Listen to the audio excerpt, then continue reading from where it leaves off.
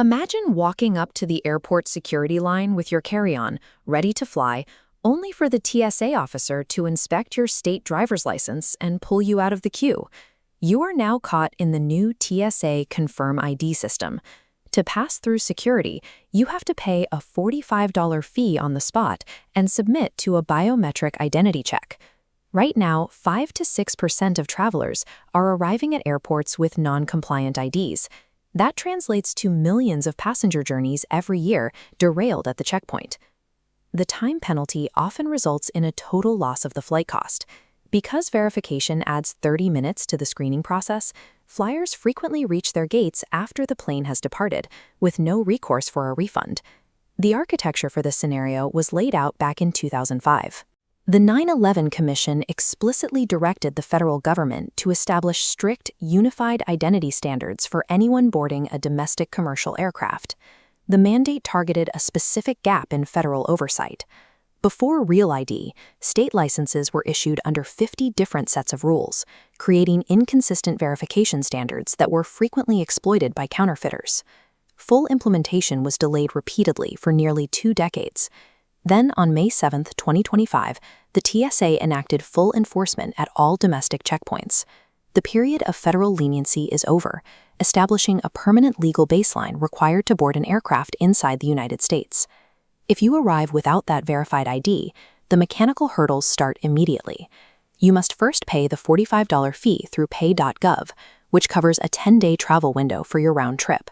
Next comes an intensive 10 to 30-minute verification process.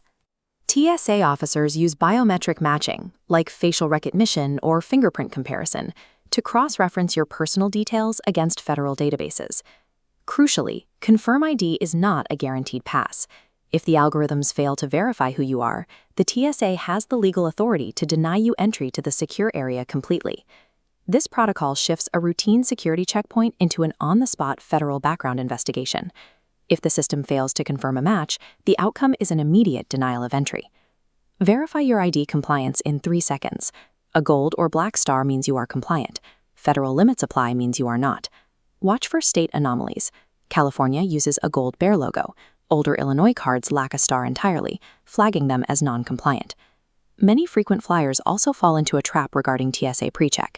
Having a known traveler number does not exempt you from the Real ID requirement. PreCheck is simply an expedited physical screening program that lets you keep your shoes on and your laptop in your bag. Because it is not an identity document, you must still present a valid, compliant document to the officer before you even reach those faster scanners. Paying for screening convenience offers zero protection from federal identity mandates.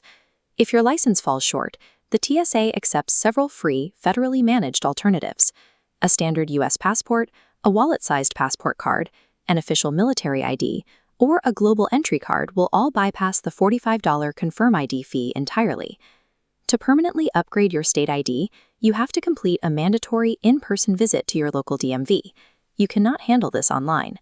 The DMV requires physical verification across 4 categories of unlaminated original documents.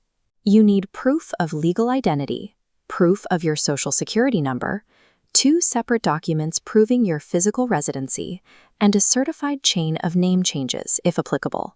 Until you have that new compliant card in hand, or a valid federal alternative packed in your bag, the new reality requires arriving at the airport 2.5 hours early. To stay ahead of shifting checkpoint rules and find fares with flexible change policies, check out the travel guides on myflightoffers before your next trip.